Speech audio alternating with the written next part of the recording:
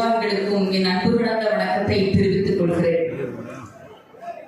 ஒரு பெருந்திரளான கூட்டம் இன்றைய வெற்றி தீர்மானிக்கப்பட்டிருக்கிறது என்றுதான் சொல்ல வேண்டும். மேலும் நம்முடைய முதலமைச்சர் முத்துவேல் கருணாநிதி ஸ்டாலின் எனும் நான் என்ற குரல் இன்னும் வெகு விரைவாக நம்மிடையே கேட்க இருக்கிறது.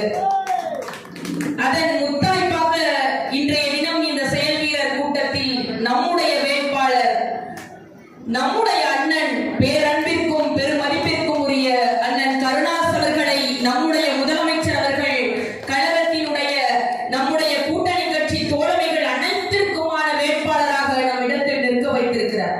என் அன்பு சொந்தங்கள், உங்களிடத்தில் ஒன்றை கூறிக்கொள்கிறேன். நேர்காணலின் போது 43 பேர் சிவகங்கை சட்டமன்ற தொகுதிக்கு விருப்ப மனு அளித்தோம். அதில் நானும் ஒரு ஆள். முதலமைச்சரிடத்தில் நாங்கள் அனைவரும் ஒருமித்த குரலாக உதயசூரியன் சின்னத்தில் இந்த முறை சிவகங்கை சட்டமன்ற தொகுதி உதயசூரியன் என்ற சின்னம் பட்டி தொட்டி எங்கும் கிராமப்புறத்தோறும் சென்று சேர வேண்டும்.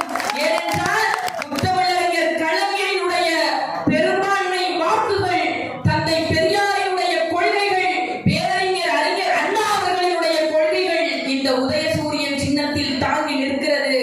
நீங்கள் வேட்பாளராக யாரை நிறுத்தினாலும் நாங்கள் 43 பேரும் வேட்பாளர்கள் தான். இங்கு இருக்கக்கூடிய நிர்வாகிகள் அனைவரும் வேட்பாளர்கள் தான். என் மக்கள் அனைவரும் முதலமைச்சர் முத்துவேல் கருணாநிதி ஸ்டாலினாகத்தான் தெரிவார்கள் என்று கூறி நாங்கள் அனைவரும் ஒருமித்த குரல் கொடுத்தோம். அதற்கு முதல்வர் அவர்கள் செவி சாய்த்தார்கள்.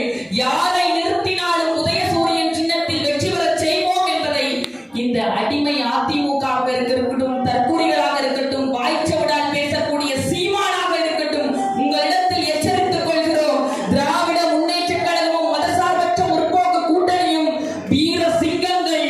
அது கொள்கையில் காட்டுவோம். எங்களுடைய தேர்தல் பரப்புரையில் நீங்கள் செய்த அட்டூழியங்கள் எல்லாவற்றையும் உங்களிடத்தினுடைய முகத்திரையை கிழிப்போம் என்று கூறி எங்களுடைய அண்ணனினுடைய பேச்சில் தெரிந்து போயிருக்கிறது.